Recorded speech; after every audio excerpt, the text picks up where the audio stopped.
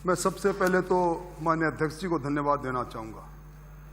मेरे दीर्घ संसदीय जीवन में शायद ये पहला मौका है जब किसी विभागीय प्रतिवेदन पर ये सदन चर्चा कर रहा है और इस चर्चा के माध्यम से जो मंथन के बाद जो बात निकलेगी, कम से कम राजस्थान के लोगों को जो जिज्ञासा सूरतगढ़ से आने वाले माननीय सदस्य ने कही, आज तक ये मालूम नहीं कि राजस्थान की जीवनदायिनी इस इंदिरा गांधी नहर परियोजना के कमान किन के हाथ में है। कम से कम मालवीय जी, अब राजस्थान के अवाम को ये मालूम तो पड़ेगा कि आप बांगड़ के एक आदमी के हाथ में राजस्थान कैनाल की कमान है। एक और सभापति महोदय, केंद्रीय सरकार ने जल संसाधन की महत्वता को देखते हुए जल संसाधन से जुड़े हुए सारे मंत्रालयों को एक छत के नीचे लाकर जल शक्ति मंत्रालय बनाया। वहीं इस बार सिंचाई विभाग और विशेष तौर पर सिंचाई विभाग से जुड़ी हुई जो तमाम परियोजना जो जिन विभाग में संचालित है, इतने टुकड़े किए हैं कि आज आम आदमी भ्रमित है, किसके पास जाएं, किसको कहें। और इसका नतीजा भी है मंत्री महोदय, मैं मेरे जीवन में पहली बार देख रहा हूं जब साल साल भर रेगुलेशन तय नहीं हो। सभापति महोदय, जब रेगुलेशन तय नहीं होगा, किसान को मालूम नहीं पड़ेगा कि उसको कितनी बारी पानी मिलेगा, वो किस प्रकार अपनी फसल के बोए जाने के प्रक्रिया के अंदर अपनी प्राथमिकता तय करेगा।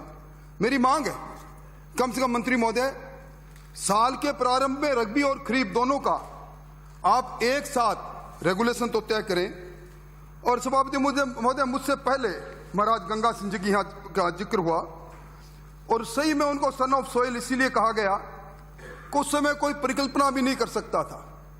मैं भी एक पुस्तक में पढ़ रहा था, 1903 में तत्कालीन समय में इंजीनियर स्टैंडली को उन्होंने गंग कैनाल के परियोजना को बनाने का काम दिया। 1903 में स्टैंडली अंग्रेजी इंजीनियर। और सभापति महोदय, इस योजना को जब वो क्रियान्वयन कर रहे थे, बावलपुर के नवाब ने जब ऐतराज किया कि मेरी धरती से मैं जाने नहीं दूंगा, नहर नहीं निकलने दूंगा, उस समय 1920 में लॉर्ड कर्जन को उन्होंने कहा कि मेरे इलाके के अंदर अकाल नियति बन गई। और लॉर्ड कर्जन की मध्यस्थता के अंदर भावलपुर के नवाब को उन्होंने मुआवजा देकर मनाया और इस नहर के निर्माण के मार्ग को प्रशस्त किया। और मुझे आश्चर्य, जब मैं पूरे इतिहास को देख रहा था, 5 दिसंबर 1925 को नहर निर्माण उन्होंने प्रारंभ किया और 26 अक्टूबर 1927 को गंगानगर तक नहर का निर्माण हो गया। और सभापति महोदय, आपको मालूम है कितना पैसा लगा इसमें? 3,10,97,000। मैं समझता हूं निश्चित तौर पर जो ये मांग उठी कि उनके नाम, उनकी स्मृतियों को इस कैनाल के अंदर कहीं न कहीं ऐसी जगह बनानी चाहिए ताकि उनके द्वारा किए गए कृत्य को आने वाले पीढ़ियां याद रखे। और सभापति महोदय, 1948 के अंदर जब बीकानेर रियासत के तत्कालीन चीफ इंजीनियर कंवर सेन ने राजस्थान कैनाल की योजना बनाई, अभी आप सही कह रहे थे, 1948 के अंदर योजना बनी 66 करोड़ 67 लाख की। और आज जब मैं आपसे बात कर रहा हूं, आज ये योजना सेकंड फेज अधूरी है और उसके बाद भी 6265 करोड़ रुपए खर्च हो गया। मुझसे पहले यहाँ इंडस वाटर ट्रीटी की बात हुई, मुझसे पहले यहाँ इराडी कमीशन की बात हुई। सभापति महोदय, जब देश के अंदर विभाजन हुआ पाकिस्तान और हिंदुस्तान के बीच के अंदर, उस समय रावी, ब्यास, सतलुज, झेलम और चिनाब, इन नदियों के बारे में, इनका बहाव क्षेत्र का पानी कौन से मुल्क को जाएगा, उसमें वर्ल्ड बैंक की अध्यक्षता के अंदर इंडस वाटर ट्रीटी हुई, इराडी कमीशन बना और इराडी कमीशन के आधार पर हमारा शेयर उस समय तय हुआ था, वो था 52.70। ये सरप्लस वाटर के फ्लो वाटर की बात कर रहा हूं, और 8.6 MF। और उसके बाद सभापति महोदय, सेंट्रल वाटर कमीशन की स्वीकृति पर रावी, व्यास और सतलुज के संगम पर यह पोंग डैम बना। और उस पोंग डैम जब बन गया, उस समय सभापति महोदय आपको ध्यान होगा कि लोंगेवाला अकॉर्ड हुआ था और उस समय 1981 में वो राजस्थान के लिए काला दिन था, जिसका जिक्र सदन में कई लोगों ने किया। तत्कालीन प्रधानमंत्री राजीव गांधी जी की अध्यक्षता के अंदर राजस्थान के शिवचरण जी माथुर, पंजाब और हरियाणा, इन मुख्यमंत्री जी की एक बैठक हुई, उसके अंदर एक समझौता हुआ 1981 का। और हमने 8.6 MF में से 0.6 MF पानी यह कहकर छोड़ा कि अभी हमारी नहरों की क्षमता पूरी नहीं हुई है। और उस समझौतों में लिखा गया कि जिस दिन राजस्थान की नहर 0.6 MA पानी को अतिरिक्त लेने की क्षमता राजस्थान पैदा कर लेगा, उस दिन राजस्थान को ये पानी मिल जाएगा।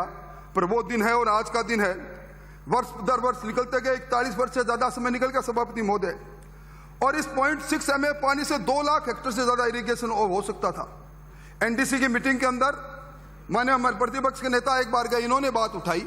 एनडीसी की मीटिंग में मुझे एक बार राजस्थान का प्रतिनिधित्व करने की मौका मिला, मैंने ये बात उठाई, मान्य हमारे सदन के नेता ने ये बात उठाई, परंतु सभापति महोदय हमें वो पानी नहीं मिला और हमें पानी की अब उम्मीद इसलिए भी नहीं करनी चाहिए। सभापति महोदय, मैं अभी जो पंजाब में चुनाव हुए हैं, मैं उन सारे राजनीतिक दलों का घोषणा पत्र देख रहा था। हर राजनीतिक दल ने एक ही बात कही कि पंजाब का पानी पर पंजाब का पहला हक है। पंजाब की धरती से दूसरे राज्यों में जो पानी जा रहा है उसको हम रोकेंगे। जब नियत ये हो जाए तो फिर होगा क्या? और उसी का परिणाम सभापति महोदय, आप जब कलेक्टर विराज से थे, अचानक एक बार आपके पास गया समाचार गया और हम सब एमएलए को बुलाया गया। उस समय 1 जुलाई 2004 को शायद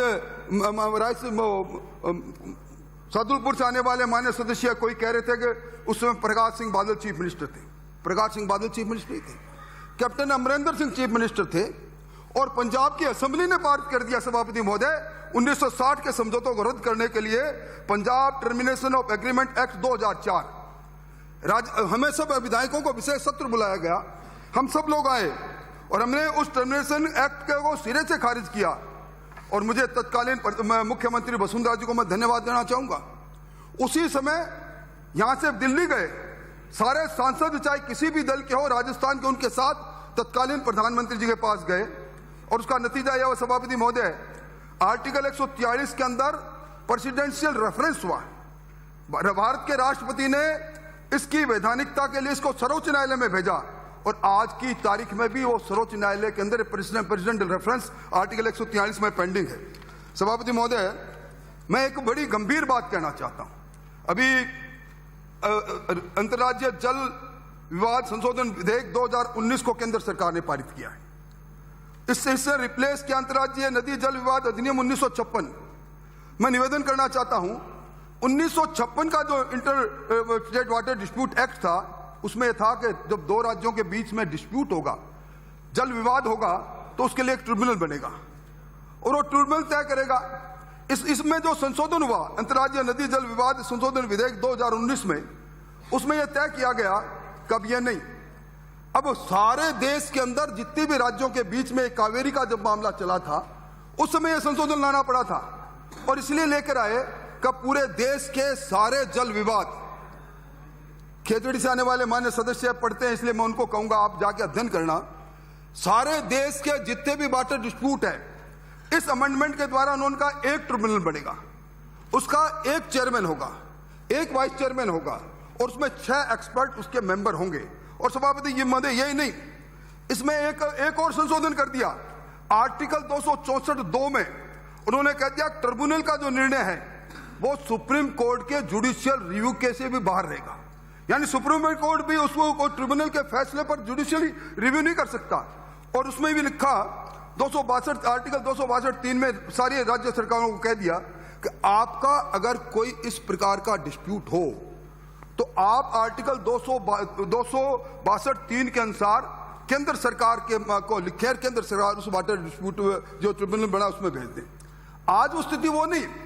मैं सरकार को ध्यान दिलाना चाहूंगा कि इस 2019 के संशोधन के बाद हमें जो बना हुआ ये स्थायी जो मैंने जिस वाटर ट्रिब्यूनल बना है, इसके अंदर अपनी पैरवाई मजबूती से करनी चाहिए 0.6 MF के लिए।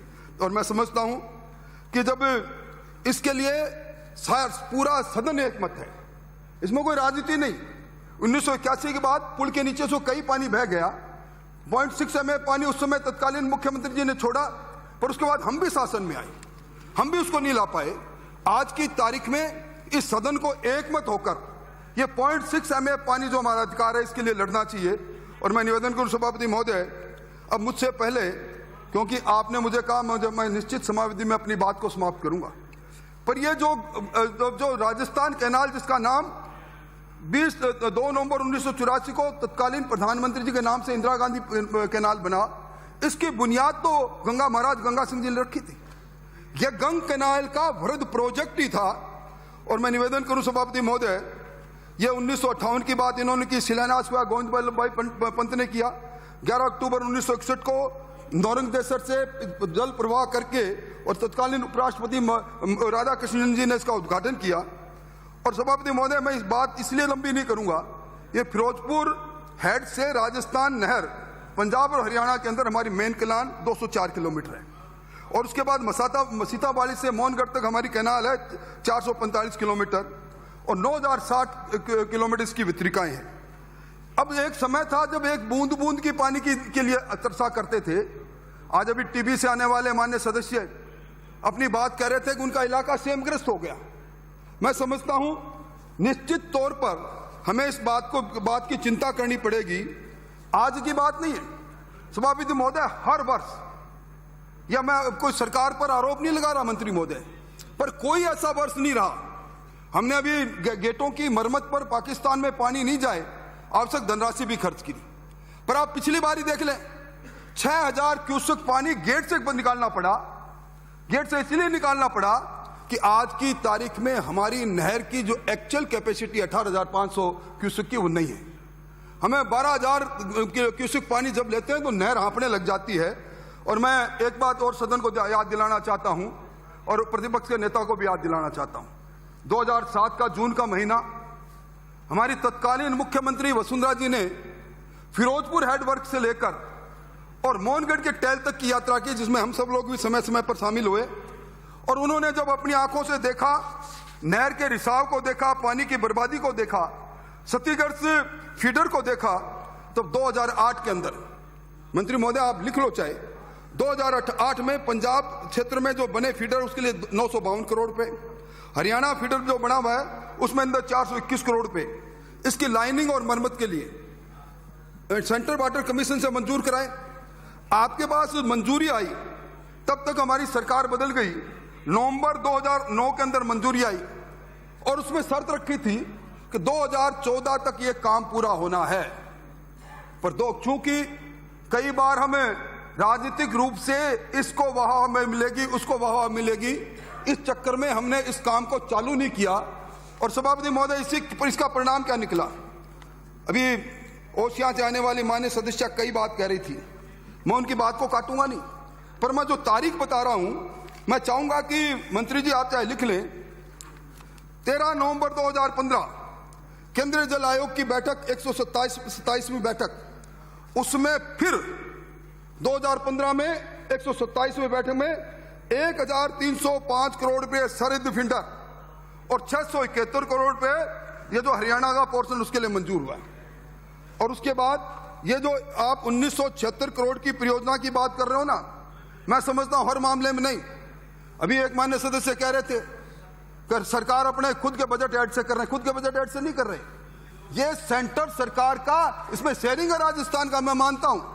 पहले 90-10 था, उसके बाद 60-40 हुआ, पर ये वही स्कीम है जो मैंने कहा वाटर कमीशन की 127वीं बैठक में हुई।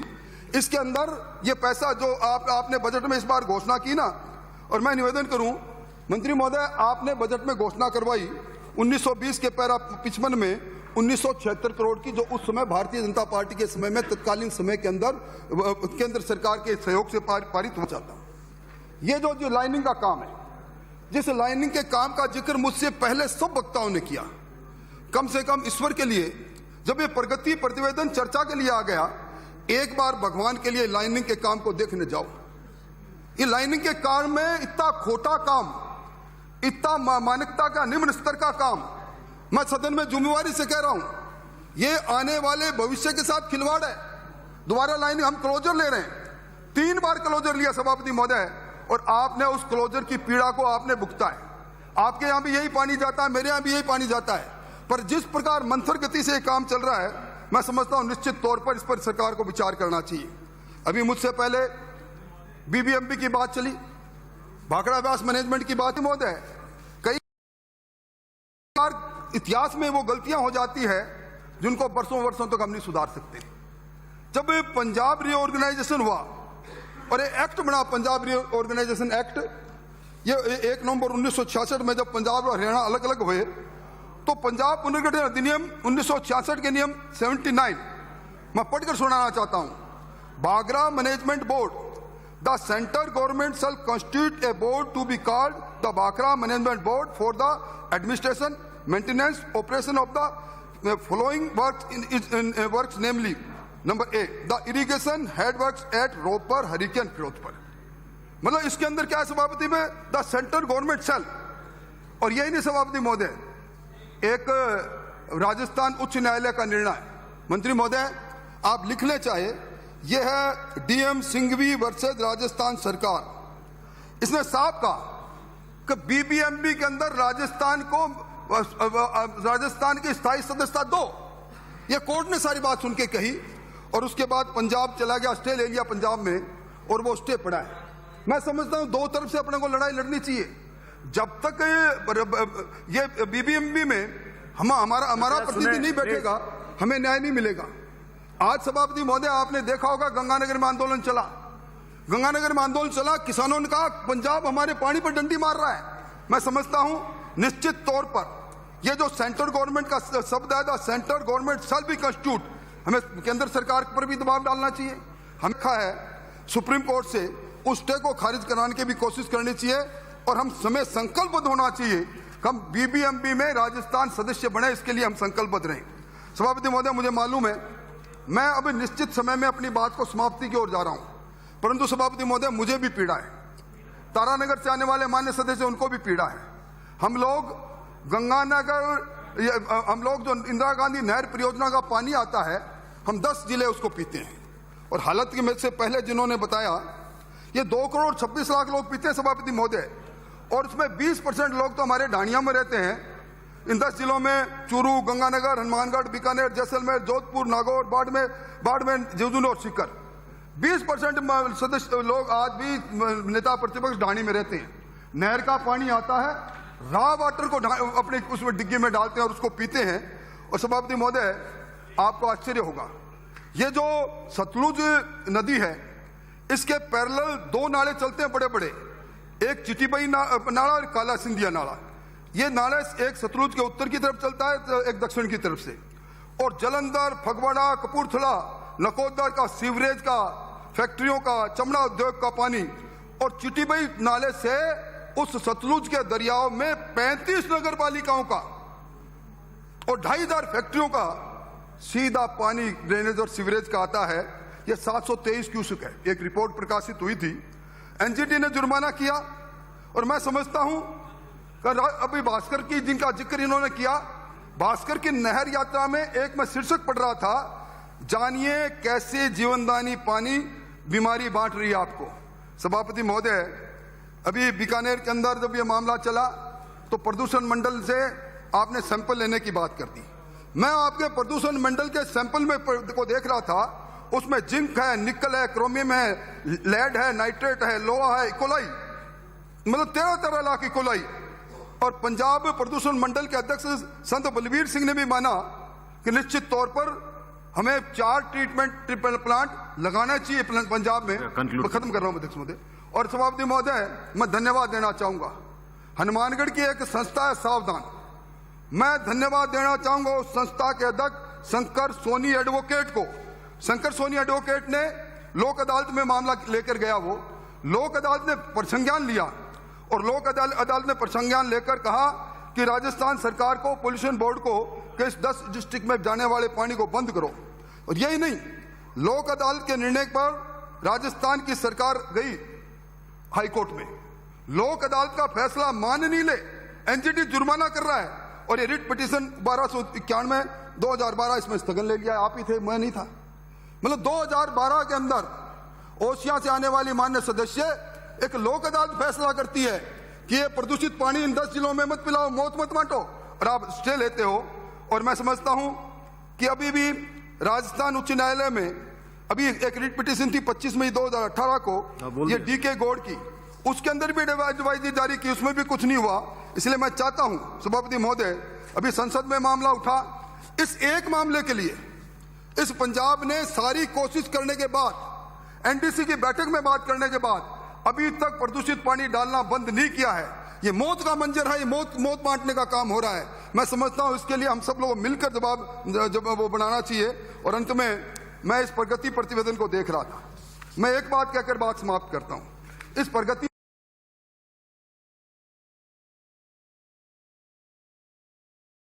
पर कहना तो बहुत चाहता था। यह पृष्ठ प्रगति प्रतिवेदन 21-22 पृष्ठ 6, मतलब आपका बजट जो आपने 431 करोड़ रुपया खर्च दिया, उसमें से 206 करोड़ रुपए खर्च किए। और आपने नहर की मरम्मत को देखो सभापति महोदय, ये भौतिक प्रगति आय व्यय निष्पादन, नहर की मरम्मत होनी थी 172 किलोमीटर में की 65 में, और जैसलमेर क्षेत्र में होनी थी 137 में की 17 में। मतलब किस प्रकार का खिलवाड़ है। नहर की मेंटेनेंस का पैसा भी हम पूरा नहीं करते। मैं धन्यवाद देना चाहूंगा अंत में कि कम से कम वार्षिक प्रतिवेदन जो कभी खोलते नहीं थे, उस वार्षिक प्रतिवेदन पर आपने बहस चलाकर एक मौका दिया। और मैंने जो बुनियादी सवाल खड़े किए बीबीएमबी के लिए, और जो प्रदूषित पानी आ रहा है इसके लिए, और जो पाकिस्तान में रिसाव होकर पानी जा रहा है इसके लिए, और जो 1976 करोड़ रुपए तत्कालीन बीजेपी की सरकार में मंजूर हुए, उन पैसों से लाइनिंग का काम अपमार्ग हो, सही हो, इसके लिए निश्चित तौर पर मंत्री महोदय आपको संज्ञान लेना चाहिए। एक आप अपना फोटो प्रकाशित कराओ, विज्ञापन, पैसे लगेंगे मैं दूंगा, मैं हूं इंदिरा गांधी नहर परियोजना का मंत्री, ताकि सब लोगों को मालूम पड़ जाए। धन्यवाद।